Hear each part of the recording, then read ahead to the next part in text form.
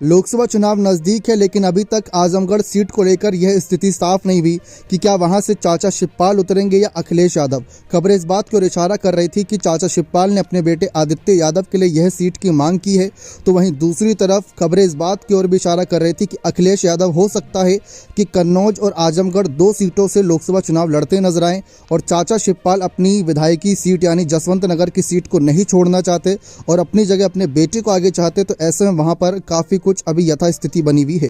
इस बीच अगर आप गौर करें तो अपर्णा यादव भी काफी सक्रिय हो गई हैं। लोकसभा चुनाव से पहले चर्चा जोरों पर है कि उनको भी चुनावी मैदान में उतारा जा सकता है किसी सीट से। खैर, अभी तक इस पर किसी बीजेपी नेता ने कोई बात नहीं की है, लेकिन जैसा कि आप जानते हैं साल 2022 के विधानसभा चुनाव से पहले अपर्णा ने सपा का साथ छोड़कर भाजपा का दामन थामा था। उन्हें कोई भी सीट से नहीं उतारा गया।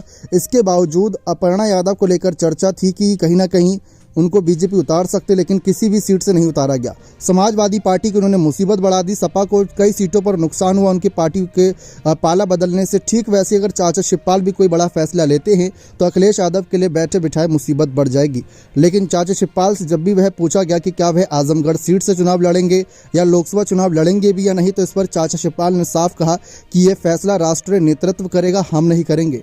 यानी कि आखिरी फैसला राष्ट्रीय नेतृत्व अखिलेश यादव का ही होगा और पार्टी के आला कमान नेताओं का होगा। लेकिन अभी तक फिलहाल इस मामले में अभी तक किसी ने कोई भी स्थिति साफ नहीं करी है। दोनों ही स्थिति बनी हुई है कि शिवपाल भी उतर सकते हैं या फिर अखिलेश का तो साफ मानना है कि वे किसी नए चेहरे को मौका नहीं देना चाहते, क्योंकि जो पिछला जो उपचुनाव हुआ था, जैसा कि आप जानते हैं, सांसद दिनेश लाल यादव निरहुआ इस सीट को जीतने में कामयाब रहे थे और जो वोटों का डिफरेंस था अगर वो देखा जाए तो ज़्यादा बड़ा नहीं था। जो जीत का था मार्जिन वह सिर्फ अगर देखा जाए तो बहुत ही कम, लगभग करीब 8,679 वोट का था। तो ऐसे में इस सीट को अभी भी सपा अपने खाते में ला सकती है, लेकिन किसी नए चेहरे को मौका नहीं देना चाहते।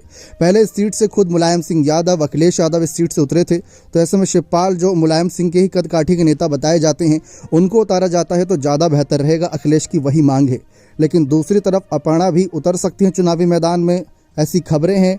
अभी तक इन खबरों की कोई पुष्टि होती नजर नहीं आई है। बने रहें चैनल के साथ। बहुत बहुत धन्यवाद।